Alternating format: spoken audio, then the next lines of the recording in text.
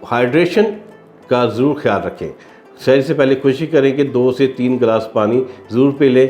जिन लोगों को चाय की आदत है वो चाय का इस्तेमाल कर सकते हैं, लेकिन ज़्यादा इस्तेमाल ना करें, क्योंकि चाय जो है आपको डिहाइड्रेशन की तरफ लेके जा सकती है। ऐसी मज़ीद इंफॉर्मेटिव वीडियोस देखने के लिए मरहम के यूट्यूब चैनल को आप सब्सक्राइब कीजिए।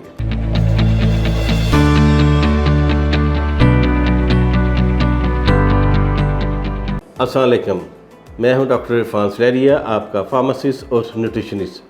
रमज़ान का एक वो बाबरकत महीना है जिसमें लोगों की मैक्सिमम कोशिश होती है कि वो ज़्यादा से ज़्यादा लोग अल्लाह की इबादत करें, लेकिन इसके साथ साथ उनका जो स्लीपिंग पैटर्न है और जो ईटिंग पैटर्न है वो बहुत ज़्यादा डिस्टर्ब हो जाता है।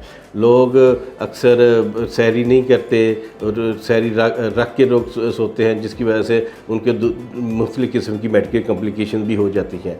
तो सबसे पहले तो हमने ये करना है कि अल्लाह की इबादत तो आपने करनी है, लेकिन आपने स्लीपिंग साइकिल और ईटिंग हैबिट्स को भी आपने मद्देनज़र रखना है। सबसे पहले तो आपने ज़रूर करना है कि सहरी ज़रूर करनी है। अक्सर लोग जो हैं वो सहरी को मिस कर देते हैं और रात गए अफ्तारी के बाद रात गए तक खाते रहते हैं, तो जिसकी वजह से वो कहते हैं कि हमने 2 घंटे पहले खाया, अब सहरी करने का क्या फ़ायदा। सुन्नत भी है और अल्लाह ताला का हुक्म भी है कि आप सहरी ज़रूर करें। सहरी में ज़्यादा आप मुरगन ग़िज़ाओं से परहेज़ करें। हाइड्रेशन का ज़रूर ख्याल रखें। सहरी से पहले कोशिश करें कि 2 से 3 गिलास पानी ज़रूर पी लें। जिन लोगों को चाय की आदत है वो चाय का इस्तेमाल कर सकते हैं, लेकिन ज़्यादा इस्तेमाल ना करें, क्योंकि चाय जो है आपको डिहाइड्रेशन की तरफ लेके जा सकती है। ऑर्गेनिक फूड का ज़्यादा इस्तेमाल करें। होल ग्रेन आटे की रोटी या पराठा भी आप इस्तेमाल कर सकते हैं।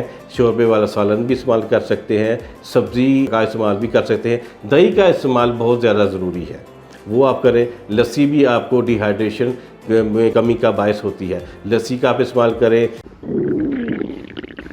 लगता है बाजार के खाने बहुत खाते हो। जी डॉक्टर साहब, मैं ये मेडिसिन प्रिस्क्राइब कर रहा हूँ, वो आप ले लेना। अब कोई भी मसला हो तो मरहम से डॉक्टर की ऑनलाइन कंसल्टेशन बुक करो, क्योंकि डॉक्टर से बात होगी अब घर पर। इसके अलावा खजूर भी खा सकते हैं। तो ये मैंने आपको एक जनरल पैटर्न बता दिया है कि आप सहरी में क्या खा सकते हैं।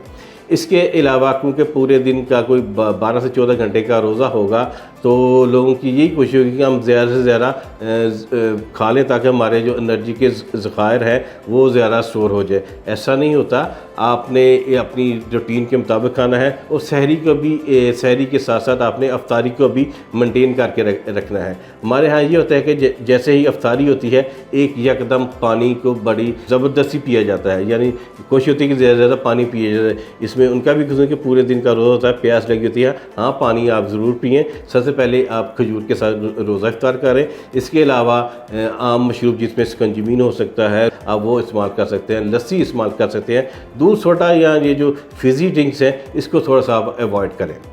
इसके अलावा आप चना चाट, फ्रूट चाट या दही भल्ले वगैरह खा सकते हैं। इसके बाद कोशिश करेंगे कि नमाज का वक्फ़ा कर लें। नमाज के वक्फे के बाद आप थोड़ा सा वो खाना खाएं जो घर में आपके यहाँ रूटीन में पकता है। इसमें होल व्हीट चपाती हो सकती है, सब्ज़ी हो सकती है, गोश्त हो सकता है। अब देखेंगे इशा में या फितर में तकरीबन 1.5 से 2 घंटे का वक्फ़ा होता है। आप कोशिश करेंगे कुछ उससे पहले कर लें, कुछ जो आपने इशा की नमाज के बाद जो खाने की भी अपनी रूटीन बनाएं। इसके अलावा आप स्लीप पैटर्न भी आप ज़रूर रखें। कोशिश करें कि रात 12 बजे या 11 बजे तक सो जाएं और सहरी से पहले 3 घंटे की नींद ज़रूर कर लें, 3 से 4 घंटे की। इसके पॉजिटिव इफ़ेक्ट आपकी बॉडी के ऊपर पड़ेंगे। अगर आपकी नींद डिस्टर्ब होगी, आपको जो खाने की पैटर्न है वो भी डिस्टर्ब होगा, तो ओवरऑल बुरा इम्पैक्ट आपकी सेहत के ऊपर पड़ेगा। तो आखिर में मैं ये कहूँगा कि रमज़ान जो कि बाबरकत महीना है, ज़्यादा से ज़्यादा अल्लाह की इबादत करें और अपनी ईटिंग हैबिट और लाइफस्टाइल और आपने जो स्लीपिंग साइकिल है उसको भी मेंटेन करें। आप मरहम के प्लेटफॉर्म को यूज़ करते हुए मेरे साथ अपॉइंटमेंट फ़िक्स करवा सकते हैं।